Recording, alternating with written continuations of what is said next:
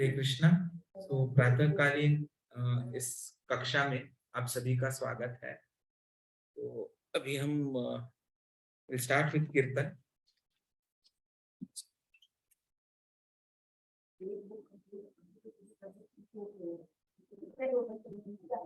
Online बाकी भक्तों से विनती है कि जिनको होस्ट राइट्स है वो जो नए लोग ज्वाइन हो रहे हैं उनको ऐड करते रहिएगा। That will be really helpful. जय राधा माधव जय गोपी जन वल्लभ जय राधा माधव जय जय राधा माधव जय कुंज बिहारी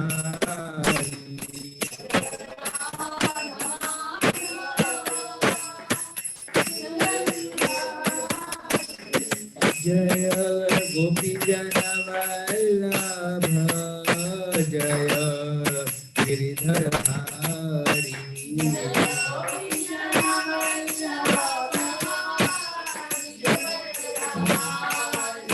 जय गोपी जन वल्लभ जय गिरिधर हरि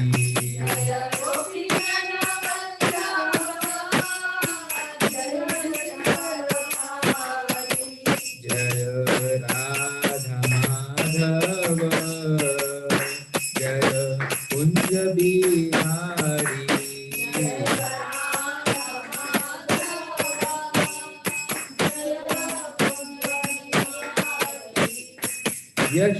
यशोदानंदन ब्रज जन रंजन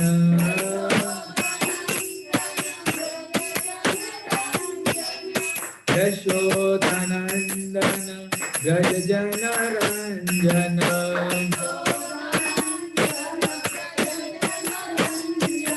यमुना तीरवनचारी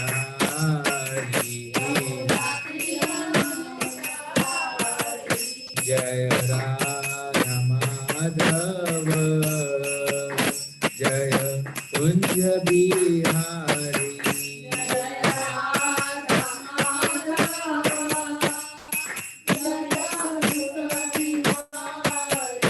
जय राधा माधव जय कुंज बिहारी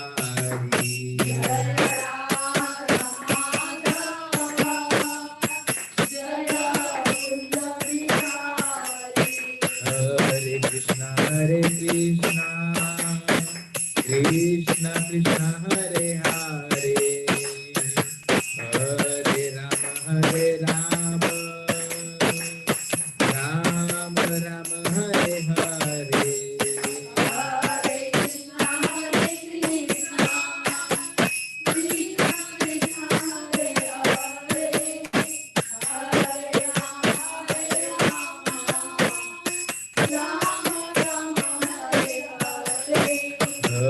हरे कृष्णा कृष्ण कृष्ण हरे हरे हरे राम राम राम हरे हरे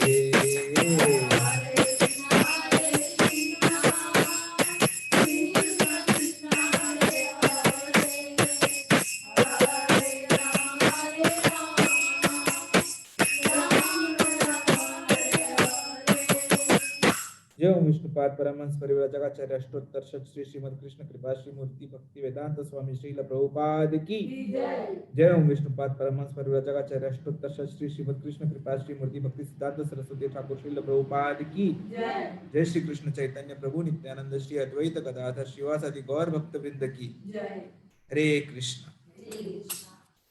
ओम नमो भगवते वासुदेवाय ओम नमो भगवते वासुदेवाय ओम नमो भगवते वासुदेवाय नारायणं नमस्कृत्यं नरं चैव नरोत्तमं देवीं सरस्वतीं व्यासं ततो जयं उदीरयेत् नष्टपायेषु अभद्रेषु नित्यं भागवत सेवया भगवती उत्तम श्लोके भक्तिर्भवति नैष्ठिकी। तो आज हम श्रीमद् भागवतम का ये पहले अध्याय स्कंद के दूसरे अध्याय का 27वां श्लोक पढ़ेंगे। एक मैं जस्ट पोस्ट राइट्स मांग लेता हूँ ताकि ऑनलाइन भक्तों को मैं शेयर कर पाऊँ। ठीक है, सो टिल द टाइम मुझे अभी यहाँ शेयरिंग राइट्स नहीं है तो हम डायरेक्टली पढ़ेंगे। कृपया मेरे पीछे दोहराइएगा। रजः तमः प्रकृतः समशीला, रजः तमः प्रकृतयः समशीला भजन्ति वै पितृभूत प्रजेश आदिन श्रिया, आदिन श्रिया ऐश्वर्य प्रजा इप्सवः। रजः तमः प्रकृतयः समशीलाः भजन्ति वै पितृभूत प्रजेश आदीन् श्रिया ऐश्वर्य प्रजा इप्सवः।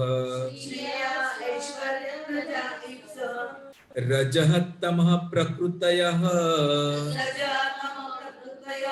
समशीलाः भजन्ति वै पितृभूत प्रजेश आदीन् श्रिया ऐश्वर्य प्रजा इप्सवः। हरे कृष्णा। कोई दोहराना चाहेगा ये श्लोक प्लीज? रजः तमः प्रकृतयः समशीलाः भजन्ति वै पितृभूत प्रजेश आदीनां श्रिया ऐश्वर्य प्रजेप्सवः।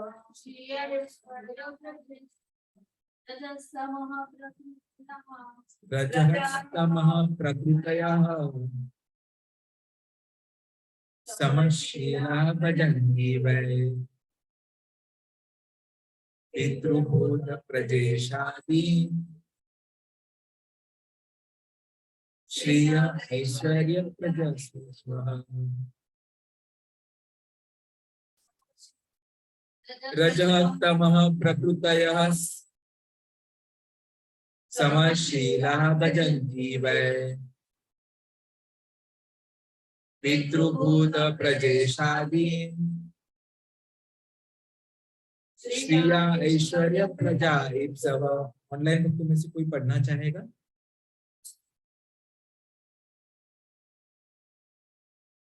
हरे कृष्णा।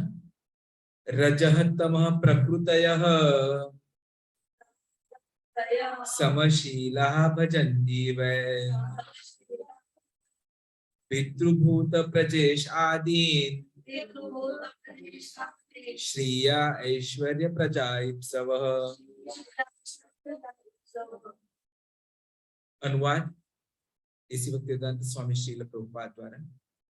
जो लोग रजोगुणी तथा तमोगुणी हैं वे पितरों तथा अन्य जीवों तथा उन देवताओं की पूजा करते हैं जो सृष्टि संबंधी कार्यकलापों के प्रभारी हैं, क्योंकि वे स्त्री, धन, शक्ति तथा संतान का लाभ उठाने की इच्छा से प्रेरित होते हैं। तात्पर्य इसी भक्तिवेदांत स्वामी श्री प्रभुपाद द्वारा। यदि मनुष्य भगवान के धाम को वापस जाने के बारे में गंभीर है तो उसे किसी भी कोटि के देवता की पूजा करने की कोई आवश्यकता नहीं है। भगवद गीता 7.20.23 में ऐसा स्पष्ट कहा गया है कि जो लोग भौतिक भोगों के पीछे पागल रहते हैं वे अपने क्षणिक लाभ के लिए विभिन्न देवताओं के पास जाते हैं, किंतु ऐसे लाभ तो अल्पज्ञों के लिए। हमें कभी भी भौतिक भोग इच्छा को प्रबल नहीं बनाना चाहिए। भौतिक भोग जीवन में उतना ही अपनाया जाए जितना जीवन की न्यूनतम आवश्यकताओं के लिए जरूरी हो,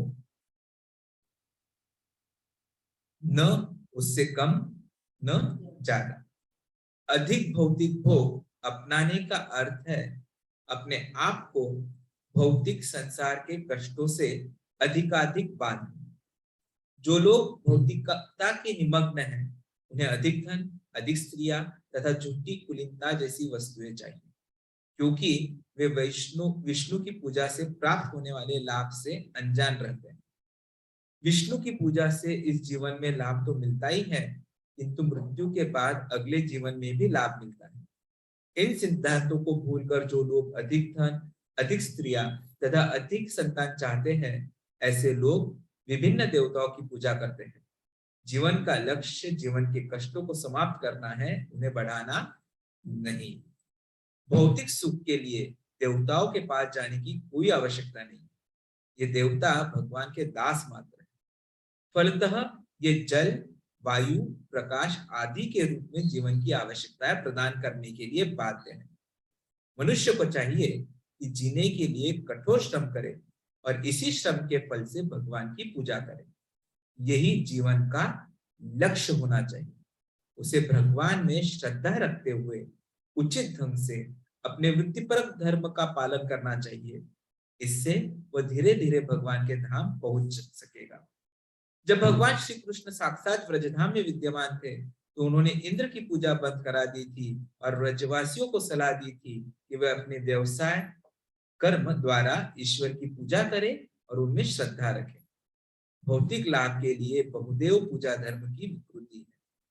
भागवत के प्रारंभ में ही इस प्रकार की धार्मिकता की निंदा कैतव धर्म कहकर की गई है। संसार में केवल एक ही धर्म है जिसका पालन हर एक को करना चाहिए, और वह है भागवत धर्म, जो केवल पूर्ण पुरुषोत्तम भगवान की पूजा सिखाता है, अन्य किसी की नहीं। हरे कृष्णा। ओम अज्ञानतिमिरान्धस्य ज्ञानाञ्जनशलाकया चक्षुरुन्मीलितं येन तस्मै श्री गुरवे नमः। श्री चैतन्य मनोभीष्टं स्थापितं येन भूतले स्वयं रूप कदा मह्यं ददाति स्वपदान्तिकं। वन्देऽहं श्रीगुरोः श्रीयुतापदकमलं श्रीगुरून् वैष्णवांश्च श्रीरूपं साग्रजातं सगणमाथान्वितं तं सजीवं साद्वैतं सावधूतं परिजनसहितं कृष्णचैतन्यदेव श्री राधा कृष्ण पादां सगणं ललिता श्री विशाखान्वितां नमो विष्णुपदाय कृष्ण पृष्ठाय भूतले श्रीमते भक्तिवेदांत स्वामी निति नामिने। नमस्ते सरस्वती देवी गौरवाणी प्रचारिणे निर्विशेषा शून्यवादी पाश्चात्य देशतारिणे। जय श्री कृष्ण चैतन्य प्रभु नित्यानंद श्री अद्वैत गदाधर श्रीवासादि गौर भक्तवृंद। हरे कृष्णा कृष्णा कृष्णा हरे हरे, हरे राम राम हरे हरे कृष्णा कृष्णा कृष्णा हरे हरे, हरे राम राम हरे हरे। हरे कृष्णा कृष्णा कृष्णा हरे हरे, हरे राम राम हरे। श्रेय, ऐश्वर्य, प्रजा, ये तीन बहुत ही महत्वपूर्ण शब्द इस श्लोक में हमने सुने। श्रेय मतलब सौंदर्य, ऐश्वर्य मतलब पैसा, तो क्या बोलते हैं ऑप्युलेंस, जिसे हम इंग्लिश में बोलते हैं ऑप्युलेंस।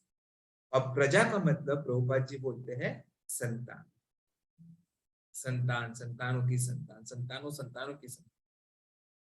इस पर जब एक बार प्रभुपाद जी चर्चा कर रहे थे, तो प्रभुपाद जी ने बंगाली एक क्या बोलते हैं प्रोवर्ब है, वो उन्होंने बोला था, नाती नाती सगए भाई। मतलब जो अपने नाती के नाती का जन्म देख ले, उसका जन्म सफल हो, वह यशस्वी हो गया और उसके लिए स्वर्ग के द्वार खुल जाए। नाती नाती सगे भाई। मतलब देखा जाए तो हम 6-6 पीढ़ियों तक जीने की आशा रखते हैं। एग्जैक्टली। दादी की दादी अभी भी है। ये बोल तो स्वर्ग के द्वार खुल गए, प्रभुपाद जी का कहना है। पोते का भी, तो उनका भी स्वर्ग का द्वार खुल गया, लेकिन समस्या हो गई। अब समस्या ये हो गई, प्रभुपाद जी बोलते स्वर्ग का द्वार तो खुल गया, लेकिन स्वर्ग का द्वार खुलने का मतलब है वापिस से जन्म मृत्यु के चक्कर में चालू रहना। स्वर्ग जाओगे, जो अच्छे कर्म किए हैं वो कर्म वहां भोग लोगे, जैसे ही कर्म पूरे हो जाएंगे दुख फेंक देंगे और फिर से वापिस 84 लाख योनि में घूमो। आप लोगों ने वो तारे गिरते हैं ऐसे देखा है कभी? क्या करते तारे गिरते हुए देखते हुए? विश मांगते हैं, बराबर है। क्यों मांगते हैं पता है? वो तारे कौन होते पता है?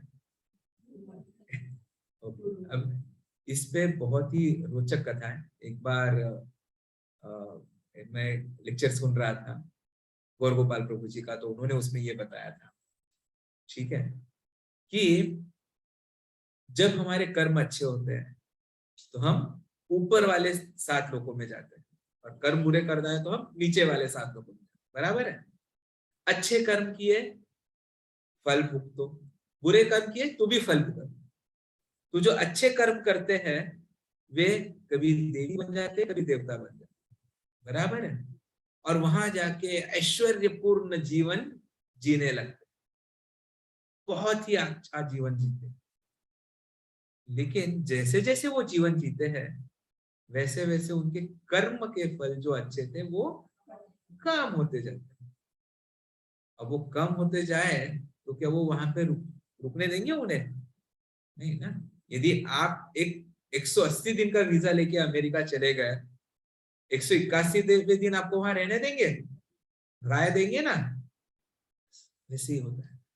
उनको भी वो ये नहीं, वो श्रेष्ठता देवता का जो उन्हें स्थान मिला था वो छोड़ना पड़ता और ऐसे फेंक दे जाता, और वे ऐसे तारे बन के पड़ते। अब मरता क्या न करता, अब तो तू तो जा रहा है, तेरे पास शक्ति है, जो है वो दे दे। इसलिए मनुष्य कहते हैं हमें दे दो, हमें ये दे दो, हमें ये दे दो। और वो तो मर रहा है क्योंकि उसका जीवन नष्ट हो रहा है, देवता बोल के तथास्तु तथास्तु, कुछ तो सबके लिए कुछ करते जाओ करते जाओ करते जाओ। और इसलिए वो प्रथा शुरू हुई कि यदि आप कोई टूटता हुआ तारा देखे तो अपनी मन की मुराद मांग लीजिए। समस्या वहीं पे से शुरू हो जाती है, क्योंकि मन की मुराद में हम क्या बोलते हैं, जो यहाँ श्लोक में बोला गया, क्या बोला गया? श्रिय ऐश्वर्य प्रजा, इसके अलावा हम कुछ नहीं मांगते। और उसी के बारे में प्रभुपाद जी बोलते हैं कि ये सब किसके लक्षण है? तो रजह तमह प्राकृतय, जो कि रजोगुण और तमोगुण से युक्त है, ऐसे लोगों का ये स्वभाव।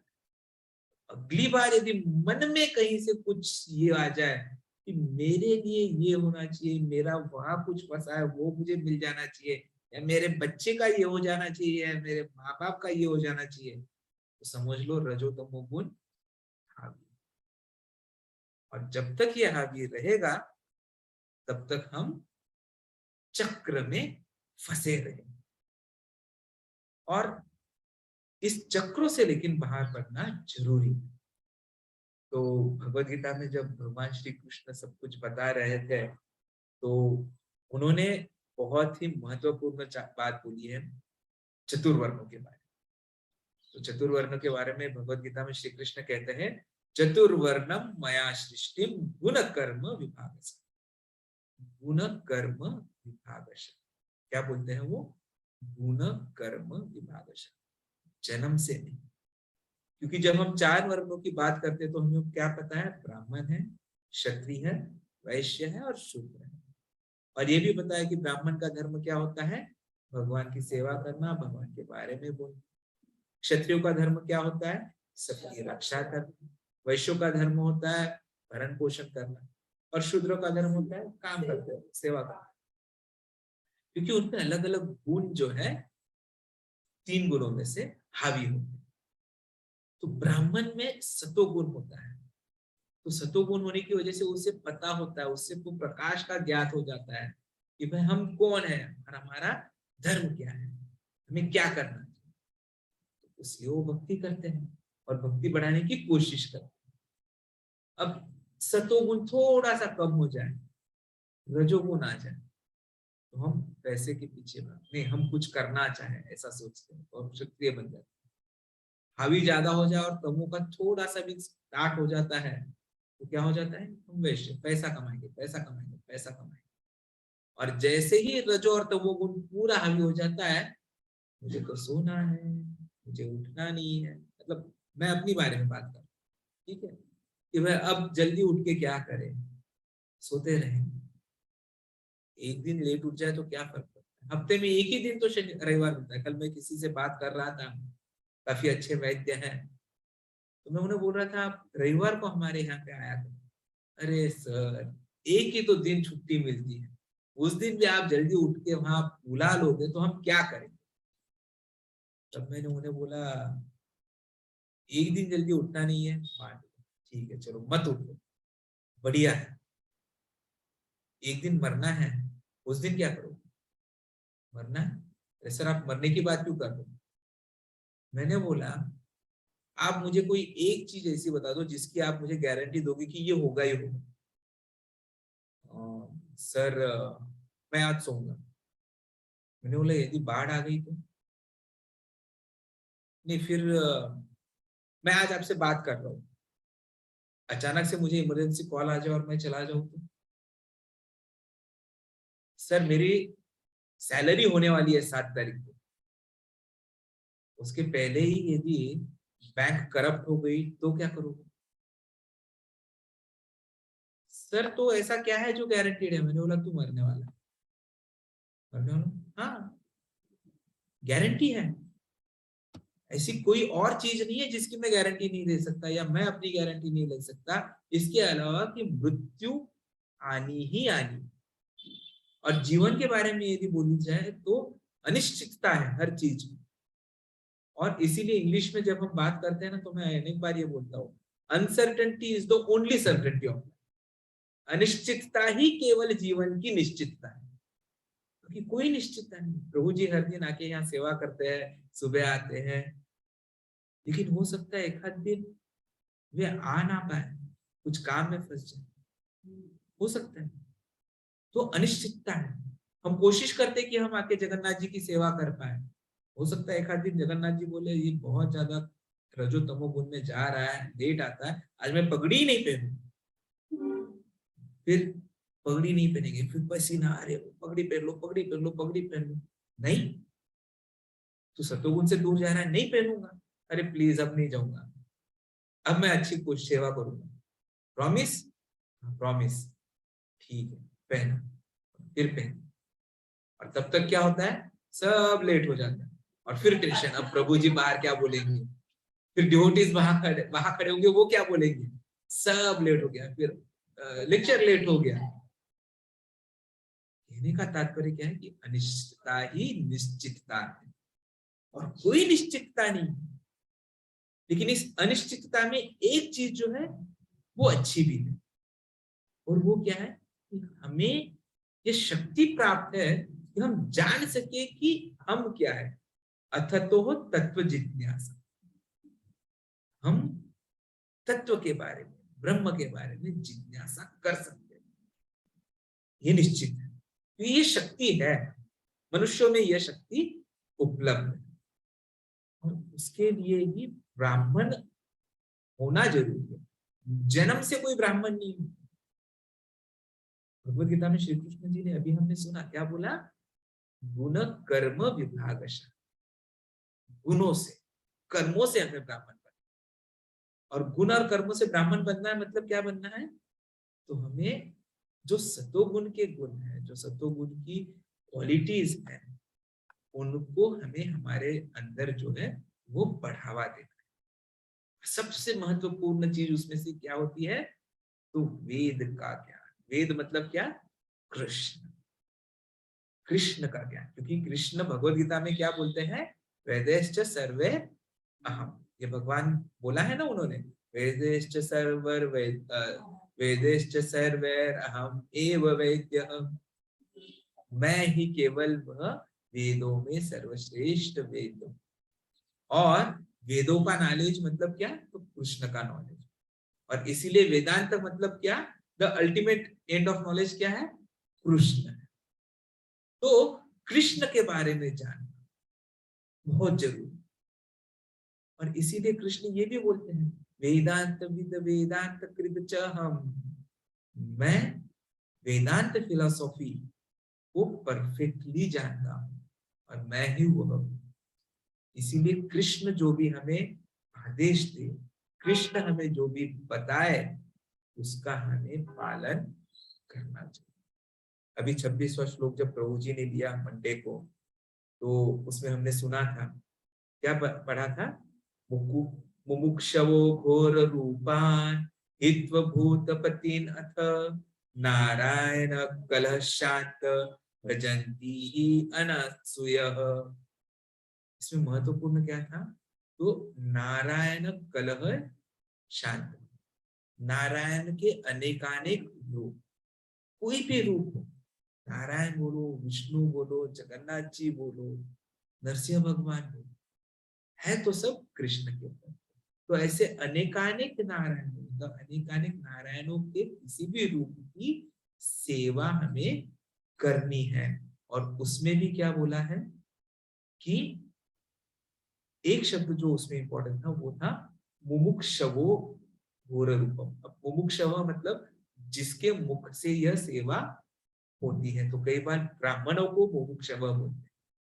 तो ब्राह्मण मुमुक्षव बोलते हैं, उसके पीछे भी एक अच्छी कथा है।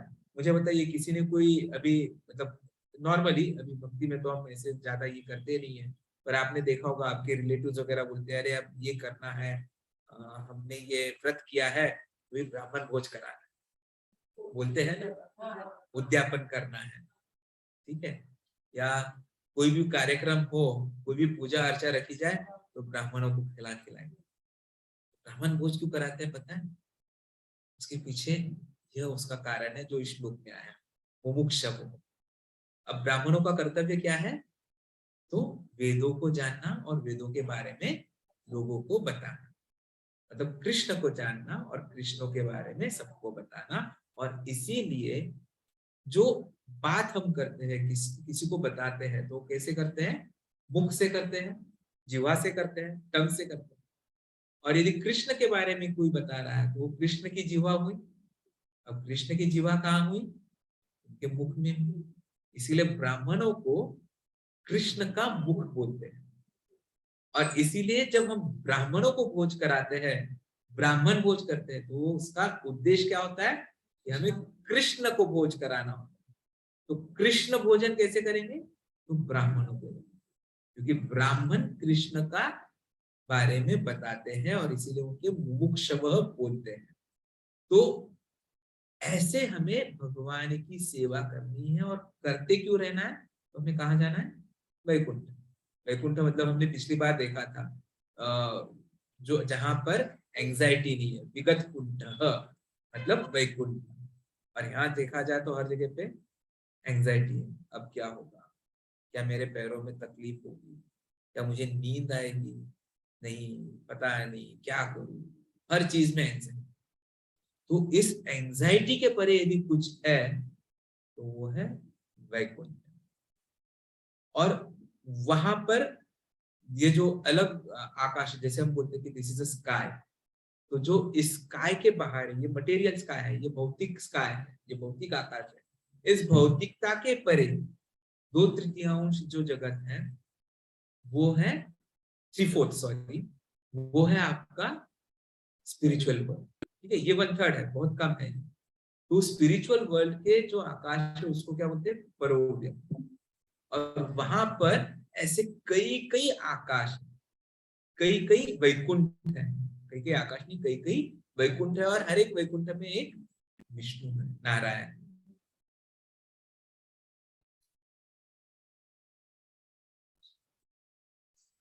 यस। तो वहां पर हमें क्यों जाना है? क्योंकि वहां पर जो है वो केवल सत्य है, क्योंकि हम कृष्ण को क्या बोलते हैं? सच्चिदानंद, बराबर। तो वहां पर सब कुछ असली में है।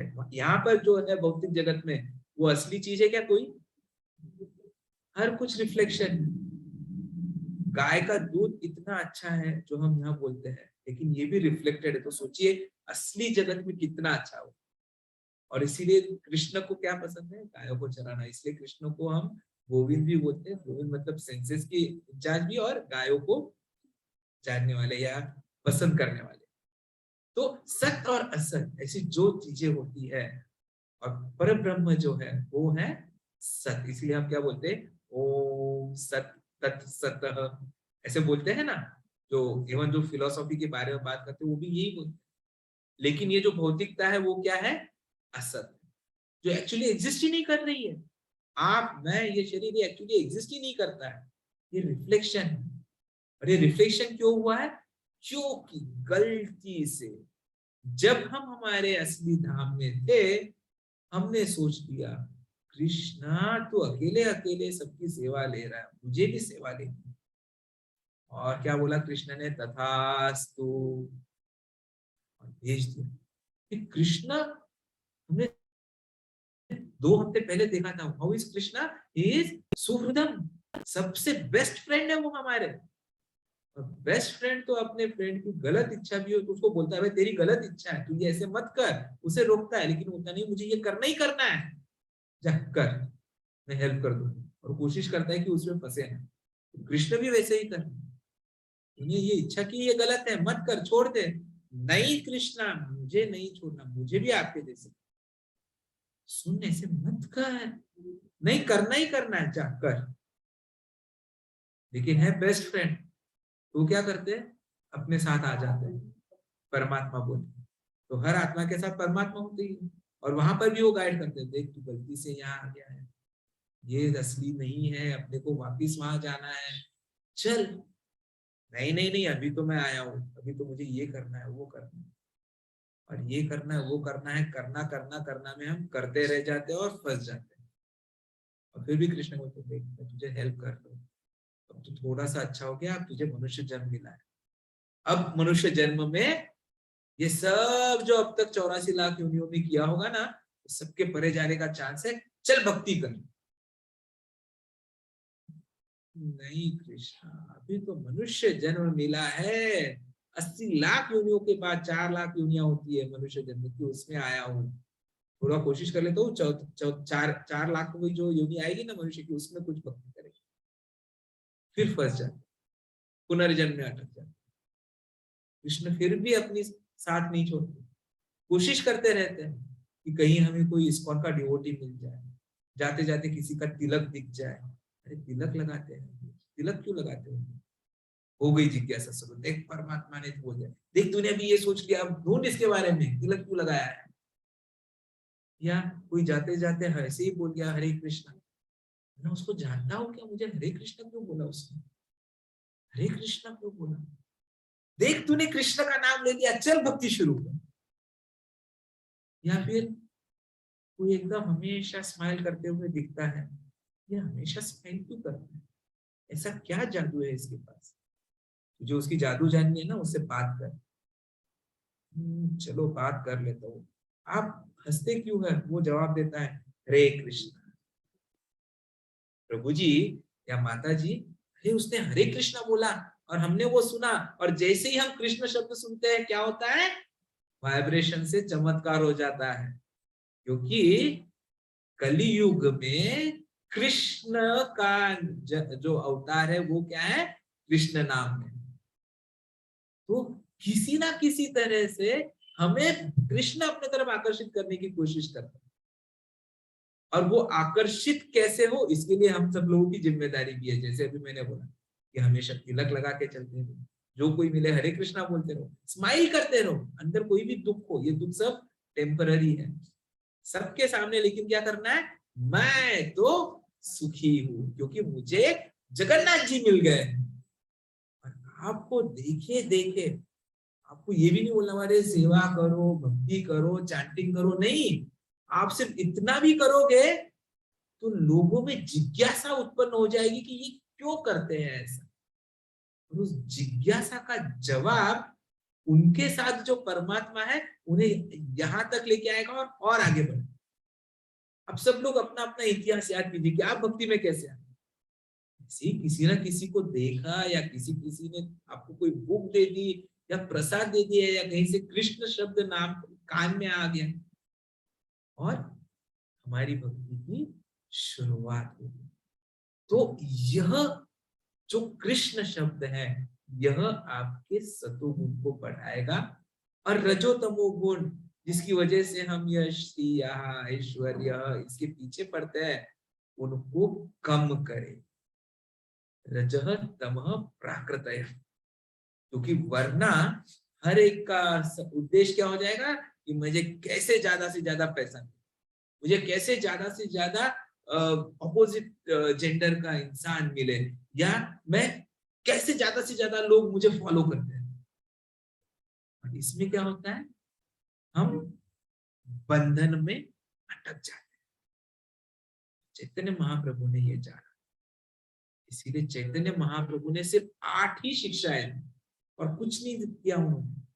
और उसकी शुरुआत भी उन्होंने कैसे की, और उसमें भी उन्होंने क्या बोला, न धनम न जनम न सुंदरी कविताओं व जगदीश काम है। उन्होंने भी क्या बोला, मुझे कुछ नहीं चाहिए, ना धन चाहिए, ना सौंदर्य चाहिए, न धनम न जनम, ना मुझे फॉलोअर चाहिए, न सुंदरी कविताओं व जगदीश काम, मुझे कुछ नहीं चाहिए, मुझे केवल आप चाहिए भगवान, केवल आप चाहिए, मुझे बाकी कोई चीजों की आवश्यकता है। और इसीलिए इस श्लोक में भी वही आया है, श्री वैश्वर्य प्रजेप सव ऐप्सव, प्रजा ऐप्सव। इन चीजों को मानना या मांगना ये कुछ मतलब नहीं है। जब हम सोचते हैं मुझे नाती नाती देखना है, नहीं, नाती नाती देखने में आप बीमार गिरते जाओगे, आप इतने सारे दुखों को झेलोगे, क्या मतलब है। जबकि इस जन्म का उद्देश्य क्या है कि आप वापिस से कोई जन्म ना दे, वापिस से कोई मृत्यु ना देखे। ऐसा नहीं है कि हम अनिश्चितता में रहे कि मैंने वैक्सीन तो लगवा लिया कोविड का, लेकिन फिर भी उसको यदि वैक्सीन लगाने के बाद कोविड हुआ तो मुझे भी तो नहीं हो जाएगा, हो गया एंजाइटी। इसके लिए जन्म नहीं है। जन्म किसके लिए है, तो ईश्वर को जानने के लिए। और इसीलिए चैतन्य महाप्रभु भी क्या बोलते हैं, देखिए, मम जन्मनि जन्मनि ईश्वरे भवताद भक्ति रहे तुझी। चैतन्य महाप्रभु तो 2 स्टेप आगे जाते हैं। कृष्ण ने तो हमें गीता में क्या बोला था कि यदि आप मेरी भक्ति करोगे तो आपको पुनर्जन्म नएति सो अर्जुन, मिस किया है। लेकिन चैतन्य प्रभु क्या बोलते हैं, नहीं मुझे जन्म लेना, लेकिन मुझे आपकी अहेतुकी भक्ति चाहिए। दैट इज द कि मैं हमेशा सेवा करते रहना चाहूं, अन्याभिलाषिता शून्यम। गिरनामृत सिंधु में आता है ना ये, मैं मुझे और कोई कोई इच्छा नहीं है, मुझे केवल कृष्ण आपकी सेवा करनी है। और यह जो है यही असली। फिर भी हम क्या देखते हैं, लोग कभी इस मंदिर जाते हैं, कभी उस मंदिर जाते हैं, सोमवार को ये करना है, मंगलवार को ये करना है, बुधवार को ये करना है, शुक्रवार को तय करना है, और रविवार को सोना है, राइट। लेकिन यह नहीं जरूरी, क्योंकि ये कौन करता है, इस श्लोक में बोला गया है, जो रजः तमः प्राकृतयः समशीला भजन। समशीला मतलब हमारे सोच के बारे में, अभाव के अनुरूप, टेम्परामेंट के अनुसार हम अलग अलग देवी देवताओं को भजते हैं। और ऐसा नहीं है कि लेकिन देवी देवताओं को भजना नहीं चाहिए ऐसा बोला है, ये भी नहीं है। यदि शास्त्र बोलेंगे तो प्रभुपाद जी ने कई बार ये उदाहरण दिया है और कई बार बोला भी है कि अलग अलग उद्देश्यों के लिए अलग अलग देवी देवता है। और हमें जो जरूरी होता है, जैसे कई बार हम सोचते हैं कि जैसे जब हम जिस यौवन में आ जाते हैं तो हम सोचते हैं कि हमारी अच्छी शादी होनी चाहिए। तो स्त्रियां क्या करती है, प्रायः क्या करती है, माता जी लोग उमा की उपासना करते हैं, गौरी पूजा करते हैं, बराबर है। या फिर हमें पैसा चाहिए, लक्ष्मी जी की पूजा। पढ़ाई तो की नहीं साल भर, एग्जाम देने के एक दिन रात को, अभी तो वो ऐड भी आती है टीवी पे, और साल भर तू सिर्फ हमेशा हमेशा आखिरी दिन ही सिलेबस खींचता है, बराबर है। हर स्टूडेंट आखिरी दिन सिलेबस खींचता है और क्या बोलता है, हे गणेश जी मुझे विद्या दे दो, चमत्कार करो, सरस्वती मैया मेरे साथ रहो, और गणेश जी रिजल्ट अच्छा दे।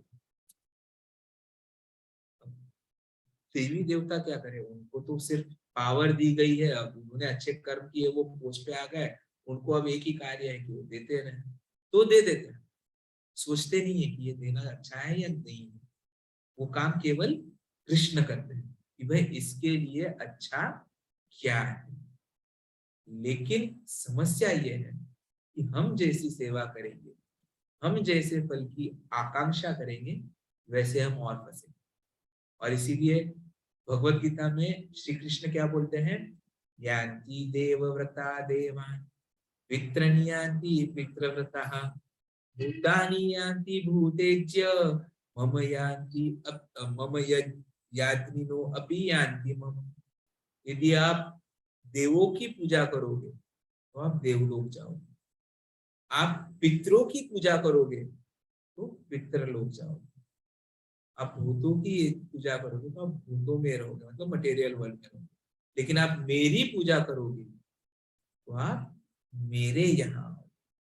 लेकिन कृष्ण ये नहीं बोलते कि तू कुछ भी कर और मेरे यहाँ नहीं। कृष्ण ऐसा बोलते हैं क्या? कृष्ण क्या बोलते हैं कि मैं जो बोल रहा हूँ वो तू कर। कृष्ण ने क्या बोला है, मन मना भव मद भक्तो मद याजी मम नमस्कुरु। और कुछ बोला है कृष्ण ने? यही बोला, और एक बार नहीं 2 बार बोला है। यदि भगवत गीता आप देखोगे तो ये 2 बार आता है ये श्लोक, ये जो सेंटेंस है, श्लोक थोड़ा सा चेंज होता है पर ये चीज जो है वो 2 बार आती है। If I am not wrong, पहली बार 9वें अध्याय में आती है और 18वें अध्याय में 65th वर्स है। ये 18वां अध्याय तो समरी है। तो समरी में भगवान ने ये पहले क्या बोला कि सर्वधर्मान् परित्यज्य मामेकं शरणं व्रज, सब कुछ छोड़ और मुझे शरण आ जा। और मुझे शरण आके क्या करना है, तो मन मना भव मद भक्तो मद याजी मम ही करना है।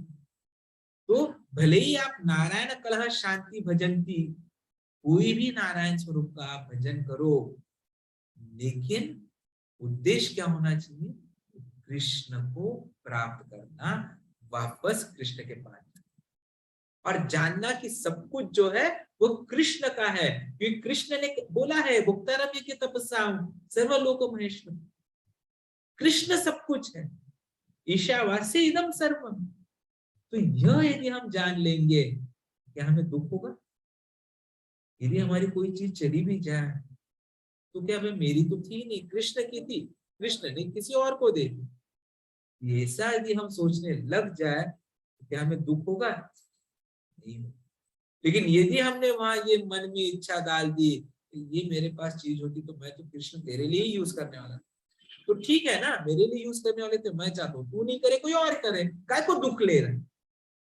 कृष्ण ऐसा बोलते हैं, पर हम फिर भी काश मेरे पास होता, मैं कृष्ण तुम्हारे लिए कर, कुछ मत कीजिए। यदि कृष्ण ने आपसे कुछ लिया है तो उसके पीछे भी अच्छा उद्देश्य है, और कृष्ण ने आपको कुछ दिया है तो उसके पीछे भी कुछ ना कुछ अच्छा उद्देश्य ही है।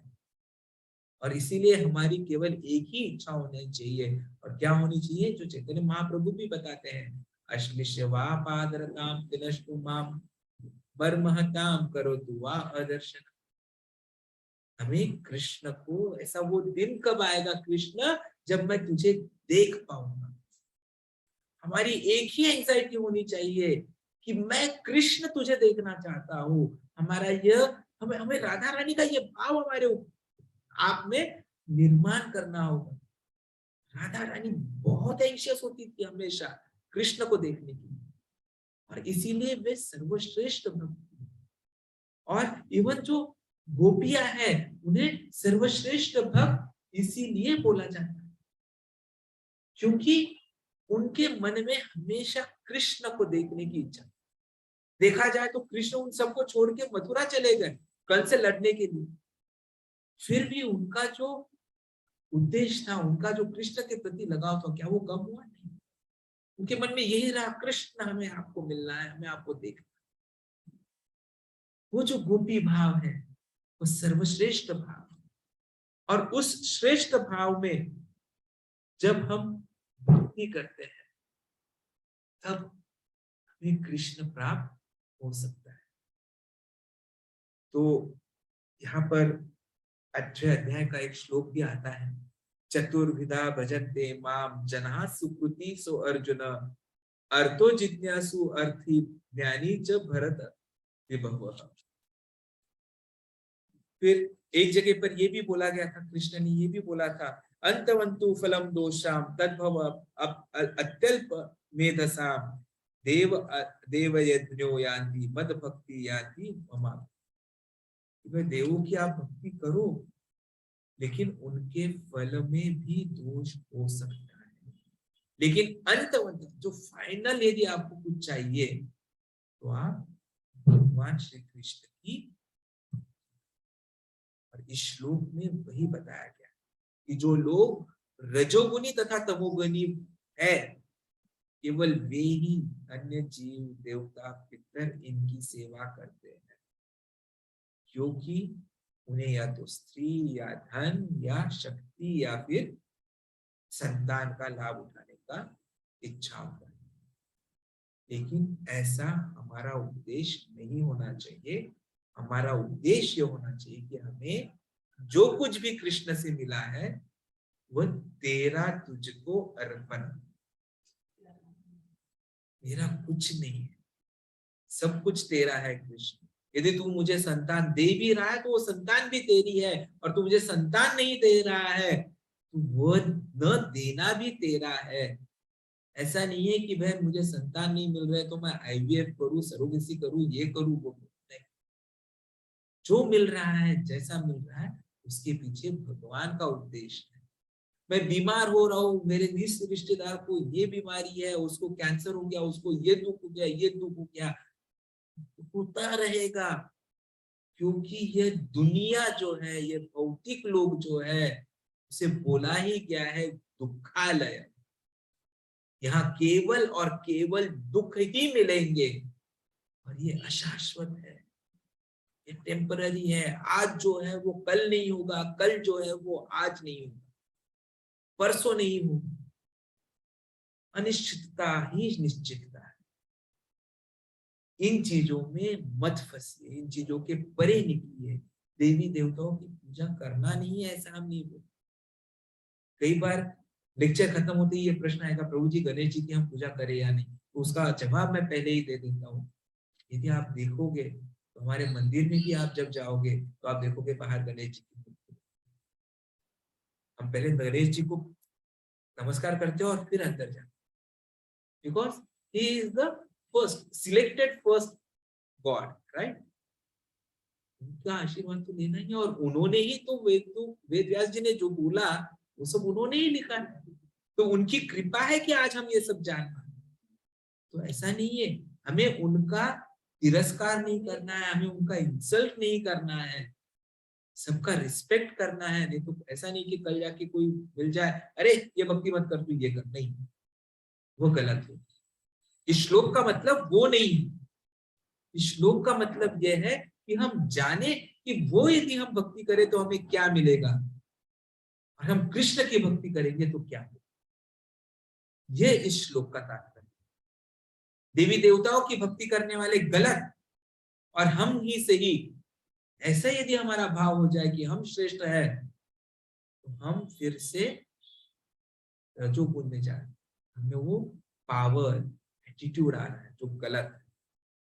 ये श्लोक, या जब कृष्ण जब बोलते हैं कि ये सेवा आप पितृलोक में जाओगे, उसका मतलब ये नहीं है कि वो करने वाले गलत, उसका मतलब ये है कि हमें वो बताना चाहते हैं कि ऐसा करके आप फिर से फंसोगे, आप ये चॉइस करो। कृष्ण कहीं पर भी भगवत गीता में ये नहीं बोलते अर्जुन तू ये कर।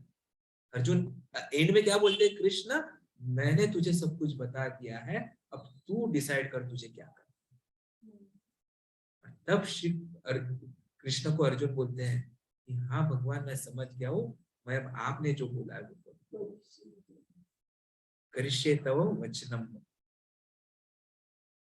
तो यहाँ पर भी ये जो भागवतम में ये श्लोक आ रहा है, इसके पहले वाला और तो पहले वाले श्लोक में बताया गया कि कैसे नारायण के भले अनेक कला है, उनका सेवा करके क्या मिलेगा, और यदि दूसरा करेंगे तो क्या मिलेगा। और ये सब आप अभी वेइंग स्केल में डाल दीजिए, तराजू में डाल दीजिए, और आप खुद गिनिए कि किसका वजन ज्यादा है, क्या आपको अच्छा फल देगा, क्या आपको आपके जीवन की जो उद्देश्य है उसमें परिपूर्णता लाएगा। या तो ये करो, फल भोगो, फल कम हो जाएंगे, फिर से जन्म लो, जन्म लेते हुए तकलीफ सहो, मृत्यु सहन करो, यदि रहा तो साथ में बीच में बीमारी भी, और नसीब में रहा तो फिर बुढ़ापा भी, तो जन्म मृत्यु जरा व्याधि सहते रहो, देवाओं की पूजा करते रहो कि वह मुझे उससे दूर कर, फिर दूर हो जाएंगे, फिर फल आएंगे, फिर से भुगतेंगे, फिर उनकी याद करेंगे, फिर फल मिलेंगे, फिर ऊपर जाएंगे, फिर चालू रहेंगे। या तो ये चालू रखो, या फिर ये सब छोड़कर सर्वधर्मान परित्यज्य सिर्फ कृष्ण को, जगन्नाथ जी को अर्पण हो जाओ, और जो वो बोल रहे हैं, मन मना भव मद भक्तो मत याजी मन नमस्ते, वह करो। चॉइस हमारा है। प्रभुपाद जी ने चॉइस का आंसर भी दिया है, जब उन्होंने हिप्पीज को हैप्पीज बना दिया। जब उन्होंने जगन्नाथ जी को हिप्पीज के अंदर लेके आए, तो जो हिप्पीज थे वो हैप्पी बन गए। तो यदि वो वैसे हो सकते हैं तो हमें भी ये अपॉर्चुनिटी। जगाई मधाई जैसे जो पापों के क्या बोलते हैं एग्जाम्पल थे, वो यदि नित्यानंद प्रभु जी की दया से भक्त बन सके और उन्हें समाधान मिला, तो हमारे लिए भी थोड़ी सी अपॉर्चुनिटी है कि हम यदि अब आदेशों का पालन करेंगे तो ये जो समस्याएं हम भुगत रहे हैं उनके बाहर आएंगे। और यह आदेशों का पालन करना भी प्रभुपाद जी ने हमारे लिए बहुत आसान कर दिया, सिंपल एबीसीडी कर दिया। और मैं हर बार यही चीज बोलता हूँ, एबीसीडी, क्योंकि ये एबीसीडी बहुत महत्वपूर्ण है। संग करो, किसी भी तरह से भक्तों का संग करो, और संग दो। यदि आप तिलक नहीं लगाकर ऑफिस जाना चाहते, कम से कम पानी का तिलक लगाओ। धीरे धीरे अपने आप में वो शक्ति आ जाएगी कि मैं तिलक लगाऊं तो भी मुझ पे कोई हंसे तो मुझ पे कोई फर्क नहीं पड़ेगा। क्योंकि जब आप भक्तों लोगों को दर्शाएंगे कि आप भक्ति में अग्रसर हो रहे हो, तो अपने आप बाकी लोग भी आएंगे। और चैतन्य महाप्रभु ने हमें ये आदेश दिया है, जारे देखो तारे कृष्ण। और यदि हमारा भारतवर्ष में जन्म हुआ है तो यह हमारा परम कर्तव्य है कि हम कृष्ण के बारे में सबको बताएं, कृष्ण की सेवा करें, कृष्ण के भक्तों की सेवा करें। और इसीलिए संग करो, संग दो, एसोसिएशन, बुक्स रीडिंग, ज्यादा से ज्यादा पुस्तकों का अध्ययन। ग्रुप रीडिंग कर सको तो बहुत ही अच्छा है, क्योंकि फिर इमीडिएटली समस्या है, कोई समझ में नहीं आ रही है चीज, डिस्कशन में हो जाती। 10 मिनट निकालिए जिंदगी के, एक पेज पढ़ने में 10 मिनट जाते हैं, लेकिन वो 10 मिनट आपको 10,000 जन्मों के मृत्यु से बचा सकते हैं। चैंटिंग, ये तो युग धर्म है। कलियुग में संकीर्तन ही युग धर्म है। हरे नाम एव केवलम कलौ नास्तेव नास्तेव गतिरन्य। और कोई तरीका नहीं है कलियुग में इन समस्याओं के बाहर निकलने के लिए, तो चैंटिंग करना जरूरी है। एक माला कम से कम शुरू कीजिए और धीरे धीरे उन्हें बढ़ाइए। रविवार को सनातन धर्म प्रभु जी ने जब लेक्चर दिया तो उन्होंने कितना अच्छा भी प्रोग्राम बनाया है। We'll have mentors, we'll have counseling. आप अभी अब मेंटर बनिए। आप सब लोग यहाँ जो आ रहे हैं, जो ऑनलाइन उपस्थित है, दूसरों को उपदेश कीजिए, उनको गाइड कीजिए, और जहां हो सके आप यदि किसी काउंसिलिंग ग्रुप में अटैच नहीं है तो काउंसिलिंग ग्रुप में अटैच हो जाए, get into a counsellor system, तो आप और ज्यादा अच्छे बन पाएंगे, चैटिंग अच्छा कर पाएंगे। 16 राउंड मिनिमम करना ही करना है, वो तो प्रभुपाद जी की दया है हम, वरना भक्ति सिद्धांत सरस्वती ठाकुर थे तो उन्होंने तो 64 माला बोल के रखा था, फिर तो बस प्रभुपाद जी ने क्या बोला, नहीं सेवा कर 16 माला। We are thankful to Prabhupada ji that he has given this opportunity to us. He has made it so simple. कितना आसान कर दिया है हमारे लिए अभी जीवन। चैंटिंग हर हाल में होना चाहिए, और डीटी वर्शिप डाइट कीजिए। गृहस्थों का यह परम कर्तव्य है कि वे डीटी वर्शिप करे ही करे। यदि घर में नहीं कर सकते हैं तो मंदिर में सेवा करें। गृहस्थों के लिए यह परम कर्तव्य बोला किसी भी तरह से। और डाइट के अलावा, मतलब कृष्ण प्रसाद के अलावा और किसी चीज का ग्रहण करना नहीं है। कितना आसान है। खुद भी प्रसाद ग्रहण कीजिए और दूसरों को भी दीजिए, और चमत्कार होते देखिए। इसलिए तो फूड फॉर लाइफ प्रोग्राम, आप में से भी, मुझे पता नहीं, पर मेरी शुरुआत तो कृष्ण प्रसाद से हुई। हॉस्टल में फ्री में खिचड़ी मिलती थी, इसलिए उस प्रोग्राम में जाना शुरू हुआ। कृष्ण प्रसाद चमत्कारी है। कृष्ण ने अपना सब कुछ उस प्रसाद में डाला होता है। केवल वो प्रसाद लीजिए तो ये जो माया का लेयर्स जो हम पे आया है ना, वो धीरे धीरे साफ होता रहेगा। यही हमें करना है, कुछ नहीं। चॉइस आपका है, पर सॉल्यूशन प्रभुपाद जी ने दिया है कि ये दोनों चॉइस में श्रेष्ठ चॉइस क्या है। आप सबसे विनती है कि जो श्रेष्ठ चॉइस है कृष्ण की भक्ति है, जिससे वापस से ये दुनिया में हमें अटकना नहीं पड़ेगा, उसका स्वीकार करें और प्रार्थना करें कि मैं भी उसका स्वीकार हमेशा करता रहूं और सेवा हमेशा शुरू रहे। हरे कृष्ण। धन्यवाद प्रणाम। आप में से किसी को कोई प्रश्न हो तो कृपया पूछ सकते हैं, ऑनलाइन ऑफलाइन दोनों भी। दो चीजें बोलना चाहती हूँ। बोलिए ना मैम। जगन्नाथ जी को देखते हैं और जगन्नाथ जी को बोलते हैं। कल मेरी नाती ने मुझे बोला, वही मैं आपको बोलूँ, जगन्नाथ जी ने ऐसे हाथ क्यों किए? दूसरे देवताओं के हाथ